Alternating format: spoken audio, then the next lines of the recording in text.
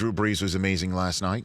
And he is exactly the reason why, with Michael Thomas and that defense that just spanked the Colts, a late touchdown, avoided the shutout, is the reason why I did not mulligan off of the Saints on the Thursday, the Thanksgiving edition of NFL Game Day morning on Thanksgiving, where we on the crew, me, Mooch, Irv, and Kurt, get a chance from our terrific producing staff to change any of our preseason Super Bowl prognostications.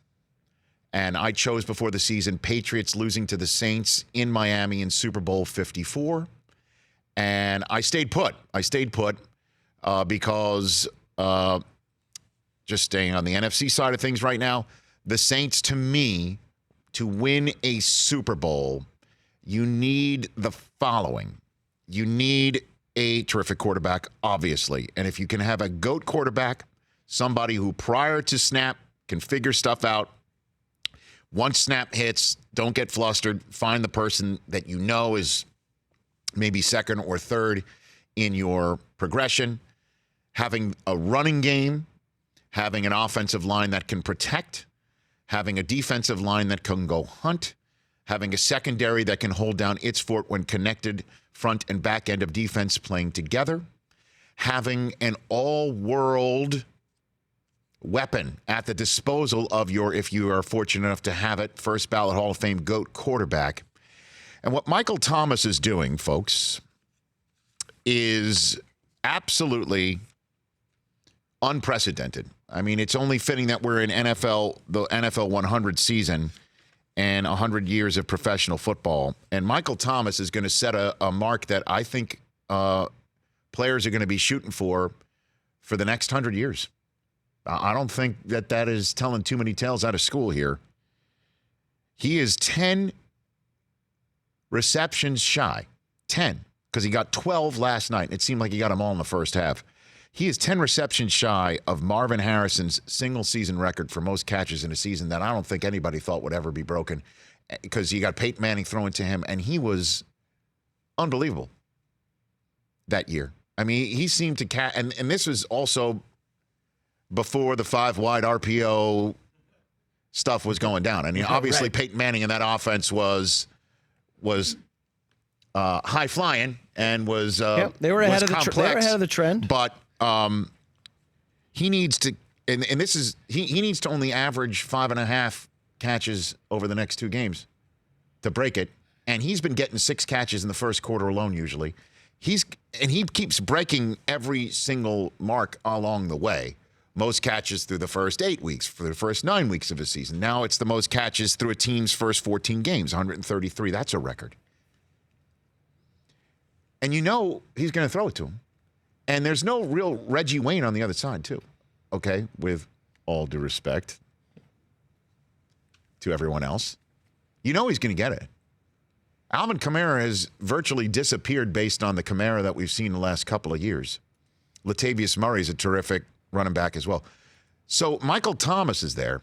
And then you've got a head coach who is attached at the hip with your GOAT quarterback and has been since 2006. So there's no turnover. There's no anything that can normally tear down a coach-quarterback relationship, or they're still getting started, or they're not on the same page every now and then. And this coach is also the right amount of crazy, because you never know what the hell he's going to do. And he also is aggressive, and he's also like, screw it. Just keep Drew Brees out there and just make it tougher for Tom Brady to catch him even this year. Because Brady's obviously right on the heels, as we all saw last night. The statistics were going for Brees and how he set the record for most touchdown passes in a career by a quarterback in the NFL 100 season, past Peyton Manning, and Brees is going to have to keep Brady at bay, or I guess the Patriots offense is going to have to find its rhythm to keep Brady in pace with Brees. I'm telling you, this is why I didn't jump off the Saints. And I know the Colts are falling apart, and I'll just say this about the Colts. I thought that the Frank Reich magic and fairy dust that he sprinkled upon Nick Foles, or had a part in sprinkling upon Nick Foles, and then getting the job last year in Indianapolis, and the fairy dust that Frank Reich normally has about, hey, just when you think they're out, he's the one who helps them take a step forward. Just too many injuries, I think, all over the place. And the Andrew Luck retirement just absolutely kneecapped him. It's a fact. Jacoby Brissett has got a nice career going and can get better. I'm not going to say he has no shot at anything. Because I will say this. I won't compare. There's no comparison between the two. Except for the fact that there's a you never know quality. Because when Brees surpassed Manning last night, the NFL Instagram account sent out a video, I don't know if you saw this, of a touchdown pass just one touchdown pass in each of Brees' years as a professional. And the first several years is him as a San Diego Charger. When he was viewed as that guy who wasn't tall enough to be a first rounder, despite all of the records he set in the Big Ten at Purdue, this guy, Drew Brees, despite having enough moxie and enough arm strength and enough savvy and enough gumption to make the San Diego Chargers a playoff contender every year, year in, year out. 2004 rolls around after 3 years in the pros, or 4 years in the pros. Hey, guess what? Sorry, man. We're going to go with this big, strong-armed kid from NC State named Phillip Rivers. And he'll just sit there and learn from you. And your time's, I mean, when you choose somebody top of the draft and also trade Eli Manning for him, which is the way that this was born into the league, Brees' time was, the writing was on the wall in that 2004 draft. Then he blows out his shoulder and he shows up in New Orleans. So you never know. I mean, Brady is the ultimate you never know story, with Kurt Warner right there, if not maybe even ahead of him.